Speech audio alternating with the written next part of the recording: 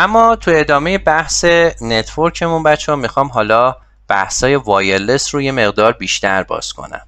اگه یادتون باشه گفتم شبکه به دو دسته وایر و وایرلس تقسیم میشه. یعنی زیرساخت شبکه یا وایر یا وایرلسه یا ترکیبی از وایر و وایرلسه. یعنی ارتباطاتی که ما تو دنیای شبکه داریم به صورت وایر و وایرلس هست. شما تو خونه هاتون همه ارتباطات وایرلس رو دارید. خب بچه‌ها وایرلس یه اصطلاح کلیه. وایرلس یعنی بی سیم.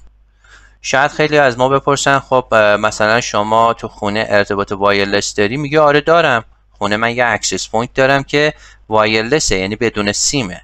در حالی که بچه ها وایرلس خودش یک مفهوم کلیه، یعنی ارتباطات بی سیم. خب خودش انواع مختلفی داره. اولا اگر تعریفی بخوایم از در واقع شبکه‌های وایرلس بکنیم، یعنی شبکه‌های بی سیم، شبکه‌هایی که با امواج رادیویی کار میکنن. پس شد چی؟ بی سیم، بدون سیم. شبکه‌هایی که از امواج رادیویی استفاده میکنن.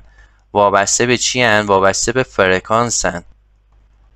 خب حساس به شرایط محیطی هن.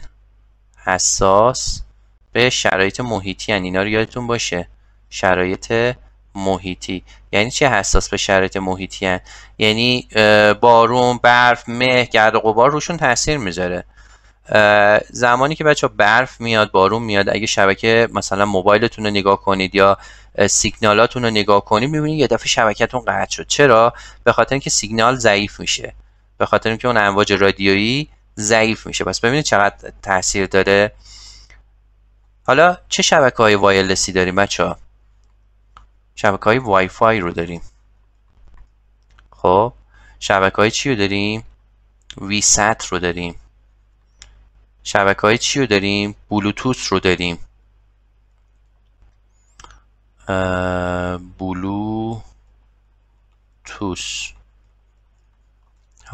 بلوتوث رو داریم و خیلی شبکه‌های دیگه. خب اینا شبکه‌های خیلی مهمی هستن، خیلی هم استفاده میشن، خیلی استفاده میشن. پس اگر یکی ازتون پرسید فرق بین وای فای با وایرلس چیه، وی سات با وایرلس چیه، ببینید اینا دسته‌بندی‌های وایرلسن. وایرلس یعنی بی سیم.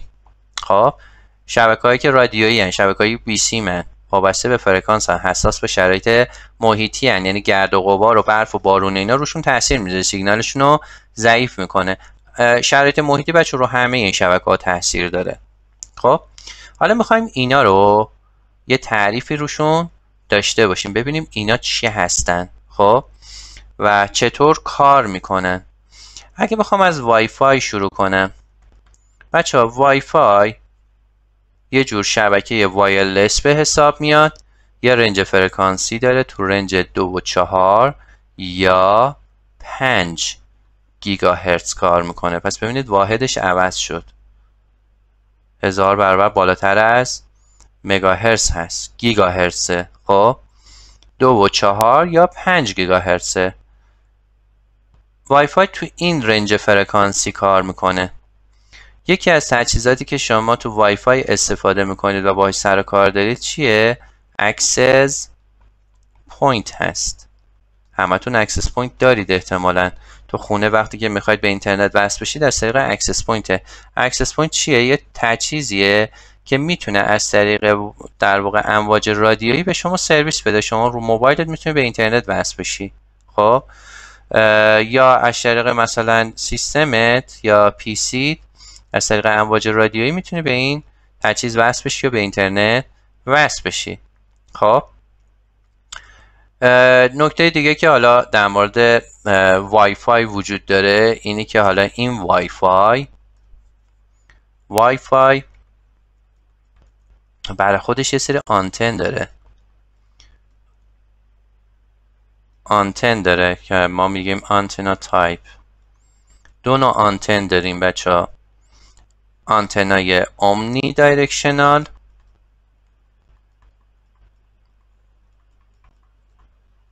و آنتنای سیمی دایرکشنال.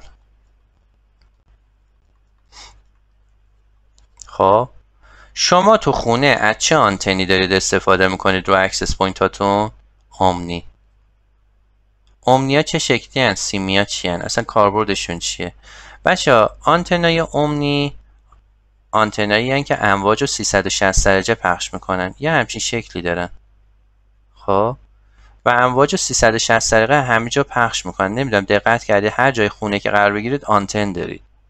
خب یه چیز دیگه ای در مورد آنتنای وای فای بهتون بگم و اون اینه که این آنتنا دو نوعن، آنتنای ایندور و آنتنای چی بچه ها؟ آتدور.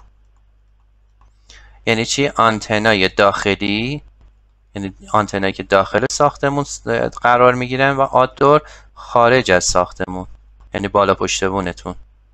خب پس آنتنا دو نوعن. یه پرووایدر میگه که خب میخوای آنتنا آتدور برات بزنم، یعنی بالا پشت بون براتون میذاره. ایندور یعنی داخلی، اینا رو بهش میگن آنتنای ایندور. آنتنایی که شما روی اکسس پوینت هاتون داری از جنس چیه؟ از جنس ایندور هستن. خب از جنس ایندور هستن. پس این تا اینجای داستان چقدر جذابه بچه ها. ببینید چقدر اطلاعات داره. وای فای الان من شناختم شبکه‌هایی هستن که شبکه‌های وایرلسی هستن که روی رنج فرکانسی 2.4 یا 5 گیگاهرتز کار میکنن. آنتناشون میتونه اومنی دایرکشنال یا سیمی دایرکشنال باشه. آنتنای وایرلس میتونه ایندور باشه، میتونه آتدور باشه. ایندور یعنی چی؟ یعنی داخل ساختمون. آتدور یعنی خارج از ساختمون. اکسس پوینت هایی که ما داریم استفاده میکنیم آنتناشون ایندوره و جنس چیه؟ اومنی دایرکشناله. یعنی چی؟ یعنی امواج رو میتونه 360 درجه پخش کنه، همه جا پخش کنه. اما سیمی چی؟ سیمیا بچه ها به صورت پوینت تو پوینت هن. وقتی دو تا ساختمون رو میخوان به همدیگه وصل کنن، وقتی میخوان دو تا ساختمون رو به هم وصل کنن، مثلا فرض کنید این ساختمان شماره 1 و اینم ساختمان شماره 2 هست. خب وقتی میخوان دو تا ساختمون رو به هم دیگه وصل کنن میان از این آنتنا استفاده میکنن. این آنتنا بچه در واقع پوینت تو پوینت، یعنی نقطه به نقطه است، برای اینکه این دو نقطه بتونن با هم دیگه ارتباط برقرار کنن. دیگه 360 درجه نیست، به اینا میگن پوینت تو پوینت، PPP، پوینت تو پوینت یعنی نقطه به نقطه. بچه ها سازمانهای ما تو ایران ارتباط بین دفاترشون رو از طریق این شبکه‌های وایرلس که به صورت پوینت تو پوینت هست برقرار میکنن. به اینا میگن چی بچه ها؟ وای فای. رنج فرکانسیشون همون 2.4 یا 5 گیگاهرتزه. اوکی. پس این آنتنا دقت بالایی دارن و برای ارتباطات پوینت تو پوینت استفاده میشن و نوع آنتناشون سیمی دایرکشناله و نکته دیگه ای که وجود داره اینه که پوینت تو پوینت هم هستن و آتدورن. آتدور یعنی بالای ساختمون نصب میشه. خب اطلاعات خیلی خوبی به دست آوردن. یادتون باشه بچه ها یه سری آنتنا هستن که دوال باندن. اگر اصطلاح دوال باند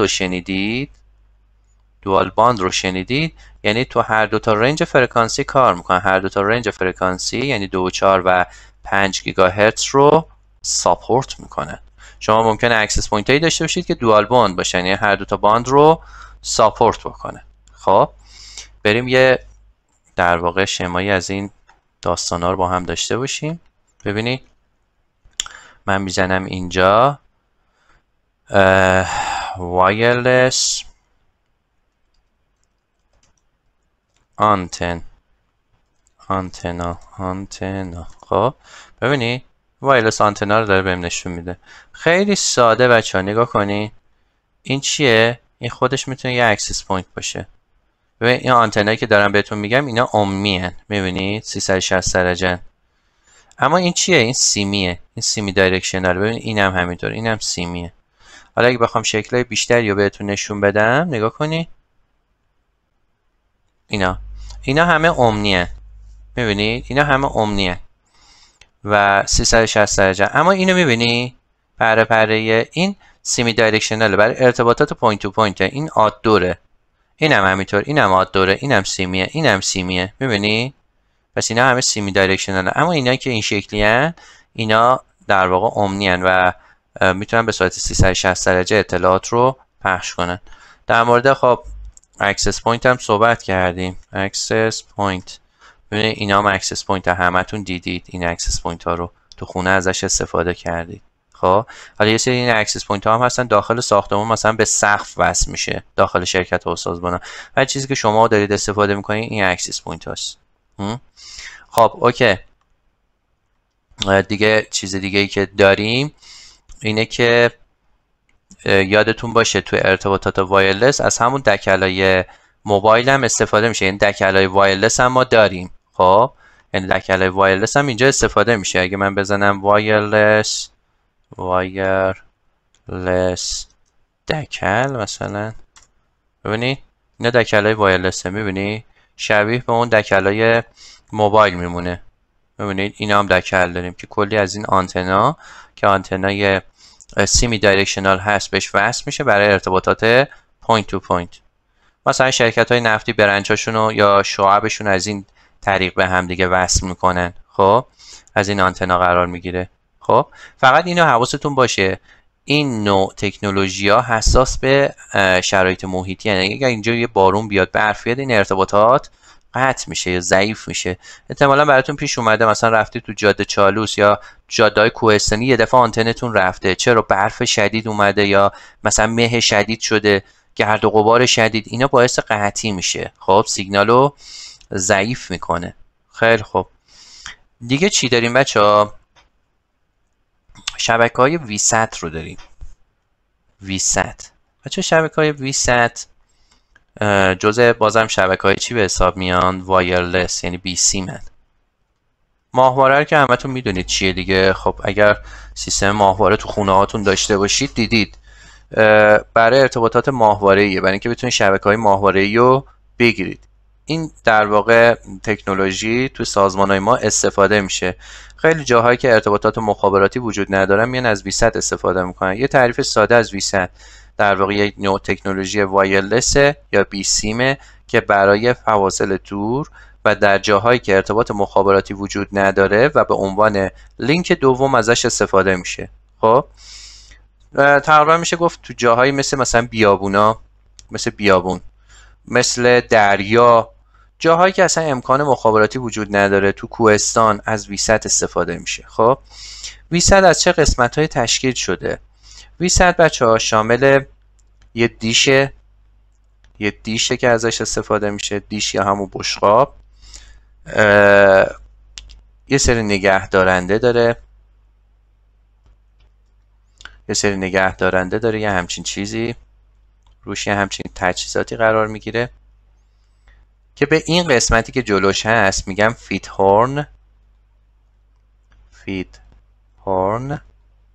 به این قسمت میگن BUC، به این قسمت هم میگن چی؟ LNB.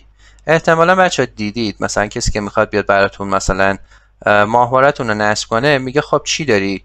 دیش داری، LNB داری، فید هورن داری، اینا رو ازتون میپرسه دیگه. رسیور داری، کابل داری، اینا رو ازتون میپرسه. با این اصطلاحات آشنایی. حالا اینا در واقع میان معمولا روی زمین محکم میشن، ثابت میشن و LNB از طریق یک کابل و BUC هم از طریق یک کابل میاد وصل میشه به یه دستگاهی به اسم مودم ماهواره. شما تو خونه اینو به اسم رسیور میشناسید چون فقط رسیو میکنید دیگه. شما BUC ندارید، فقط LNB دارید، یعنی فقط شما دریافت میکنید، چیزی روی ماهواره ارسال نمیکنید. ولی تو سازمان‌های ما عمل ارسال هم انجام میشه. یعنی پس BUC یه تجهیزیه که عمل ارسال رو ماهواره انجام میده. TX بچه‌ها یعنی ارسال. LNB کار چی رو انجام میده؟ RX رو انجام میده. RX یعنی چی؟ یعنی دریافت سیگنال از ماهواره. این فید هورن کارش چیه؟ فید هورن بچه‌ها کارش جمع کردن سیگنالاییه که روی ماهواره روی دیش میاد، اینا رو جمع میکنه. یا اگر بخواد چیزی رو ماهواره ارسال کنه میاد اینو پرتاب میکنه روی دیش و این با یه زاویه‌ای ارسال میشه به سمت ماهواره. پس کارش در واقع جمع کردن یا ارسال کردن سیگنال روی دیش ماهواره است. مودم ماهواره چی کار میکنه؟ بحث بچه‌ها در واقع دریافت کردن و ارسال کردن سیگنال رو انجام میده. خب که این میتونه حالا به شبکه هم وصل بشه، میتونه مثلا به یه شبکه وصل بشه و یه سری آدم از اینا استفاده کنه. حالا سرویس های مختلفی روی سطح داده میشه، مثلا اینترنت، مثلا طرف میتونه به اینترنت دسترسی داشته باشه. خب روی فضا بچه ها یه سری ترانسپوندر هایی هست، یه سری تجهیزاتی هست رو فضا، یه همچین شکلی دارن بهشون میگن ترانسپوندر. خب که روی اینا خب یه سری در واقع تجهیزاتی وجود داره شبیه آینه که عمل انعکاس رو انجام میده. شما وقتی عمل ارسال رو داری رو ماهواره انجام میدی، این میاد به این ترانسپوندر، از طرف این ترانسپوندر منعکس میشه تو اون زاویه‌ای که باید ارسال بشه، تو اون فرکانس، و در اون جهت ارسال میشه، میاد دقیقا روی یه سمت دیگه ای که دوباره دیش وجود داره، همین تجهیزات وجود دارن، فیدهورن، بیوسی، LMB. خب و در نهایت هم اینا همه میاد وصل میشه دوباره به یه مودم. خب بچه های اینجا کابلی که استفاده میشه کابل کوآکسیاله، کابل کوآکسیاله و کانکتوری هم که اینجا برای ارتباطات استفاده میشه BNCه. بازم این کابلا رو دیدید، کابل کوآکسیالا رو دیدید، سه کابلای مشکی رنگ یا سفید رنگ، و BNC ها رو هم دیدید که در واقع صورت حالا فلزیه که حالا الان بهتونم نشونم میدن. V100 بچه‌ها یه خوبی که داره برای فواصل دور و تو جای دور افتاده است و جایی که ارتباط مخابراتی وجود نداره. خب و سرویس های مختلف مثل اینترنت و دیتا و وایس و اینا رو میتونید روش ارسال بکنه. توی تقریبا خیلی از شرکت های ما، مثلا بانک ها، نمیدونم شرکت های خودروسازی، شرکت های نفتی، از این V100 استفاده میکنن. خب و اینا دیگه به شبکه مخابراتی ما وصل نمیشن، اینا دیگه مستقیما میرن روی ترانسپوندری که این ترانسپوندر میتونه مربوط به یه سرویس پرووایدر خارجی باشه، مثلا مثل عربسات، مثل اینتلسات، مثل یوتلسات. اینا پرووایدرهای V100 هن، ماهواره‌ن. اینتلسات، یوتلسات، عربسات، ترکسات. خب ما از اینا سرویس میگیریم. ایران از کجا سرویس میگیره بچه‌ها؟ از عربسات. پس ما از عربسات داریم سرویس میگیریم، یعنی بیشتر سرویس های ما رو عربسات. البته یه سری جا هست رو اینتلسات هم دارن. خب عربسات تو ایران به اسم بدر شناخته میشه، اگر جایی شنیدید، مثلا اگه گفتن آره ما ماهوارمون رو بدر یا عربساته. بعضی جاها بچه ها بهش ایرانسات هم میگن، ایرانسات. چرا؟ چون ایران اکثر فرکانس های مربوط به عرب رو خریده و داره استفاده میکنه، برای همین دیگه اسم ایران رو روش گذاشته. خب چه سازمانی بچه ها روی اینا نظارت میکنه، روی این امواجا که کسی بتونه ارسال کنه، دریافت کنه، یا اصلا بتونه جای ماهواره رو بتونه ستاپ کنه؟ یه شرکت اگر یه سازمان بخواد اینا رو راه اندازی کنه، باید با چه سازمانی در ارتباط باشه؟ سازمان هوا و فضا. سازمان هوا و فضا در واقع رو این فرآیند نظارت میکنه. هر کسی اجازه نداره بیاد یه ماهواره بذاره، بیوسی بذاره و عمل ارسال رو انجام بده، یه جور فرآیند جاسوسی به حساب میاد. پس بنابراین حتما باید با اون سازمان و همینطور سازمان تنظیم مقررات هماهنگیاش انجام بشه. خب این تا اینجای کار. یه چیز دیگه هم بگم در مورد فرکانسی که ماهواره استفاده میکنه. رنج فرکانس ماهواره 14 تا 14.5 گیگاهرتزه، یعنی رنج فرکانسش اگه دقت کنید نسبت به تکنولوژی‌های دیگه خیلی بالاتره، خیلی بالاتره. یعنی احتمال تداخلش با تکنولوژی موبایل یا مثلا وایرلس، وای مکس و این تکنولوژی‌هایی که داریم خیلی کمه. اصلا این دوتا اصلا نزدیک هم نیستن این تکنولوژی‌ها. نکته دیگه که میتونم بهتون بگم و اینجا جذابه در مورد آنتن سایزها هست. آنتن سایز آنتنا با هم فرق میکنه بچه‌ها. سایز آنتنایی که شما تو خونه ها استفاده میکنید 90 سانتی متره، اما آنتنایی داریم با سایزهای 1.2 متر، 2.4 متر، 3 متر، 4 متر، 5 متر، 7 متر، 11 متر و مثلا 34 متر. آنتنایی که 90 هستن تا معمولا 4 متر برای برنچ ها یا شعب ازش استفاده میشه، یعنی تو شعب از اینا استفاده میکنن. 5 متر به بالا توی هدکوارتر یا در واقع دفاتر اصلیتون استفاده میشه یا داخل سنترال آفیساتون استفاده میشه. و هرچی بچه ها سایز آنتن بیشتر باشه، هرچی سایز آنتن BUC و LNB تون قوی تر باشه، شما دیتای بیشتری رو میتونید ارسال کنید. روی آنتن تا چه مقدار میشه دیتا ارسال کرد بچه ها بستگی داره به این مواردی که گفتم، ولی شما میتونید مثلا از 56 کیلوبیت پر سکند در نظر بگیرید تا یه چیزی حدود مثلا 600 مگابیت پر سکند.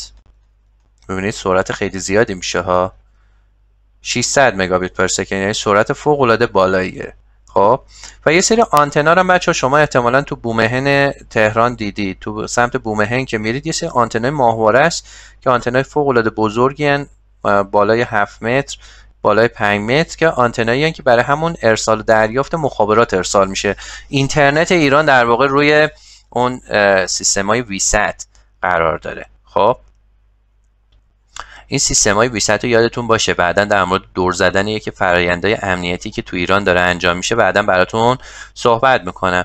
ببینید چقدر میشه از این سیستم‌های ویست سوء استفاده کرد، چه سوء استفاده‌ای میشه کرد. یادتون میاد اینترنت ایران رو قطع کردن و اینترنت ایران یادتون میاد رفت رو اینترنت ملی. با این ویست میشه اون پالیسی‌های امنیتی رو دور زد و میتونید به اینترنت بین‌الملل دسترسی داشته باشید. حالا جاش که رسید اونجا براتون توضیحشو میدم.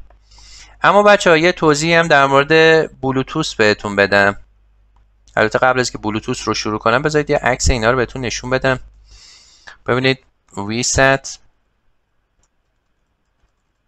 ساتلایت، ببینید این ارتباطات ویسته، میبینید همین توضیحی که اینجا بهتون دادم به این صورت. خب این همون ترانسپوندری که من داشتم در موردش صحبت میکردم، اینا همه آنتنای ویست هم بچه ها.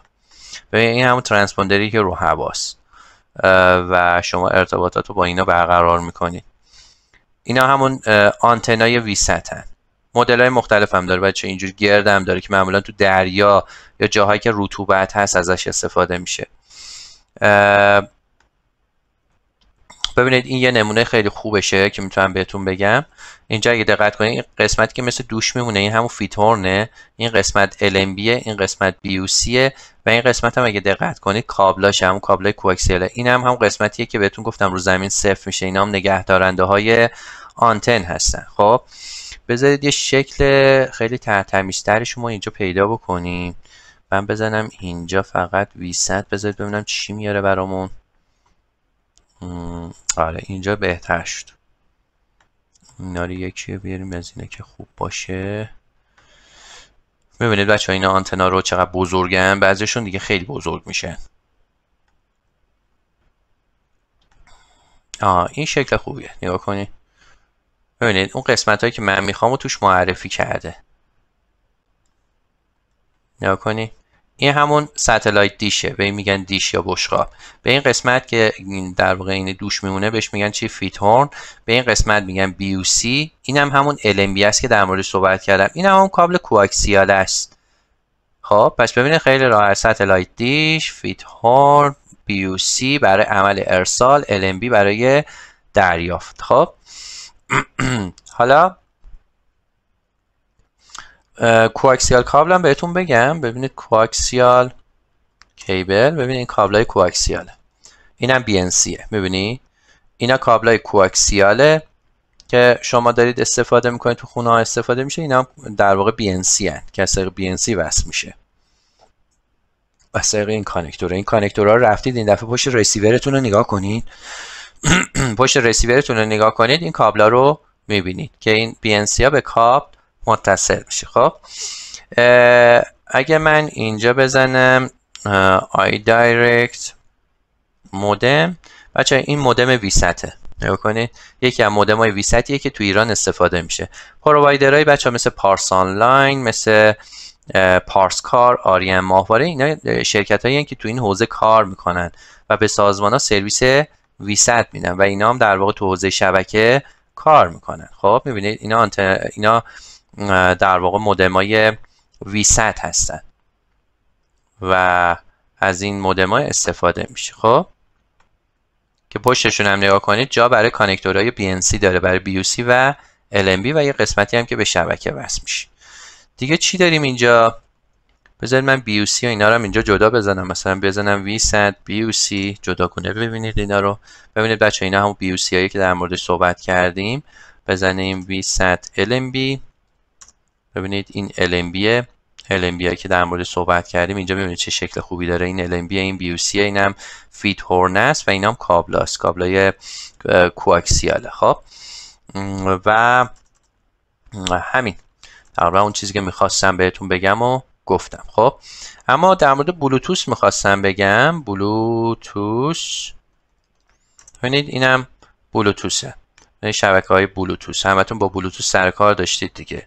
بلوتوث هم در واقع جزء امواج رادیویی به حساب میاد، زیر مجموعه وایرلسه و برای جاهایی که شما میخواید دیتا رو برای فواصل کوتاه ارسال بکنید، مثلا از رو گوشیتون میخواید اطلاعات رو لپتاپتون منتقل کنید، از لپتاپ به گوشی منتقل کنید، یا مثلا میخواید گوشیتون با ساعتتون ارتباط داشته باشه و یا از طریق بلوتوث بتونید با ماشین در ارتباط باشید، بتونید با هدست مثلا در ارتباط باشید، با هندزفری در ارتباط باشید، از بلوتوث استفاده میشه. بلوتوث هم بچه‌ها برای خودش خب یه ساختاری داره، یعنی یه ساختاری برای بلوتوث هم تعریف شده که اگه من بیام اینجا ببینید، من این اگه بیام وارد سایت ویکی‌پدیا بشم، سایت خیلی خوبیه، رفرنس. خب وارد سایت ویکی‌پدیا که بشید بچه‌ها میتونید در مورد بلوتوث بیشتر بخونید. سایت ویکی‌پدیا رو بچه‌ها به عنوان یه سایت رفرنس در نظر بگیرید، خیلی اطلاعات رو در موردش میتونید بخونید. ببینید چقدر اطلاعات در مورد بلوتوث داره. در مورد بلوتوث ورژن‌های مختلف بلوتوث اومده اینجا صحبت کرده و این قسمت فارسی هم داره. اگر انگلیسیتون خوب نیست فارسیشو بزنید، فارسیشو بهتون نشون میده. ببینید دقیقاً بهتون میگه بلوتوث اصلا معنیش چیه، جزء استانداردهای بیسیم با برد کم که برای فرستادن چی استفاده میشه، پیام و عکس و هر اطلاعات دیگه میتونه استفاده بشه. خب اگه بخوایم اینجا ببینیم تو چه رنجی کار میکنه و تو چه فاصله ای کار میکنه، ببینید اولا که بر خودش یه استاندارد داره، جزء استاندارد 802.15 است. یه سازمانی داریم به اسم IEEE که استانداردهای شبکه رو توش تعریف میکنن. خب و دیگه به عرضتون برسونم رنج فرکانسیش اگر دقت کنید، ببینید تو رنج 2.4 تا 2.48 کار میکنه و سرعتی نزدیک به، میبینید یه چیزی حدود مثلا 700 کیلوبیت در ثانیه میتونه سرعت داشته باشه. البته این تو ورژن های مختلفشه، یعنی هرچی ورژنش بره بالاتر سرعت های مسلما بالاتری هم داره. اینا میتونه بچه اطلاعات خیلی خوبی باشه. من پیشنهاد میکنم بعداً این چیزایی که بهتون گفتم تو سایت ویکی‌پدیا سعی کنید در موردش تحقیق کنید، ببینید که چه اطلاعاتی میتونید در مورد بلوتوث کسب کنید. حالا اینجا من اگر ببینید بلوتوث هم خودش هم اینجا اومده چیز کرده، در واقع این که میگه لو انرژی یعنی انرژی کمی میگیره. ورژن های مختلفی داره، ورژن 1 2 3 4 و 5 که اینجا اگه من بزنم بلوتوث اسپید، اینجا سرعتش هم میتونم ببینم. ببینید سرعتش رو میبینید اینجا میگه 24 مگابیت پر سکنده توی چه بلوتوثی؟ ورژن 3. خب اینجا بزنیم بلوتوث مثلا 6 هم اینجا مگه اومده؟ آره 6 هم مثل که اومده. بزنیم ببینیم 6 چیزی داره در موردش. آره نه 6 چیزی نداره، همون 5 کردم 6 هم اومد. خب 5 ببینید اینجا اگه ما بزنیم بلوتوث 5 و اولا اینکه بزنیم دیستنس رنج، اینجا رنجش رو بهتون نشون میده تو چه فاصله ای ساپورت میکنه. میبینی میگه بلوتوث ورژن 5 در واقع میتونه یه چیزی حدود 240 متر رو ساپورت کنه. خب که این فاصله خیلی خوبیه. اسپیدش هم بخوایم بررسی کنیم، سرعتش رو که ببینیم چه سرعتی به ما میده. سرعتش هم برای من مهمه. اگر دقت کنید اینجا سرعتش رو میبینید میگه سرعتش بالای 2 مگابیت پر سکند میتونه باشه. خب ببینید چیزی که اینجا برای ما مهمه توی حالا تکنولوژیا، سرعتشون، دیستنسشون، فرکانسشون، اینا برای ما فوق العاده مهمه. اینو به عنوان تمرین یادتون باشه، بلوتوث و ورژن‌های مختلفش رو در بیارید، اسپیدشون، دیستنسشون و فرکانسشون، اینا ببینید چه تفاوتی با هم دیگه کردن، چون اینا برای ما فوق العاده مهمن که بلوتوث ها رو بشناسید. میدونید تو زمینه بلوتوث هم هک وجود داره و شما میتونید بلوتوث هم هک بکنید. خب اگر هک بلوتوث امکان پذیر باشه، شما میتونید بلوتوث موبایل، بلوتوث ماشین، بلوتوث هدست و خیلی چیزای دیگر رو هک بکنید و هکر میتونه این کارا رو انجام بده. پس ببینید بازم تکنولوژی مهمی به حساب میاد. حتی تو زمینه ویست هم هک وجود داره. این چیزایی که تا حالا بهتون گفتم همه اینا قابل هک شدن هستن. خب اینم در مورد شبکه‌های بلوتوث بود که میخواستم بهتون بگم که باهاش آشنایی داشته باشید. حالا تو قسمت بعد میریم روی شبکه‌های TD-LTE، 3G و 4G. میخوام ببینم چه فرقی بین شبکه‌های مثلا 2G با 3G وجود داره، 3G با 4G وجود داره. شبکه‌های TD-LTE اصلا چی هستن؟ توی شبکه‌های TD-LTE فرق بین FDD با TDD چیه؟ یعنی یه جایی من میخوام سرویس بگیرم، مثلا زنگ میزنم به یه پرووایدر، میگه ما شبکه اون TD-LTE، چی میخوای؟ FDD میخوای یا TDD میخوای؟ من چی باید بهش بگم؟ همینجوری باید بشینم نگاه کنم بگم هر کدوم بهتره بهم بده، یا نه باید اصلا فرقشون رو بدونم و بدونم مثلا سمت خودم چه چیزی ساپورت میشه و کدوم بهتره که ازش استفاده کنم ها. پس تو قسمت بعد ما میخوایم با تکنولوژیایی که روی موبایل داده میشن برای حالا ارسال دیتا بیشتر آشنا بشیم.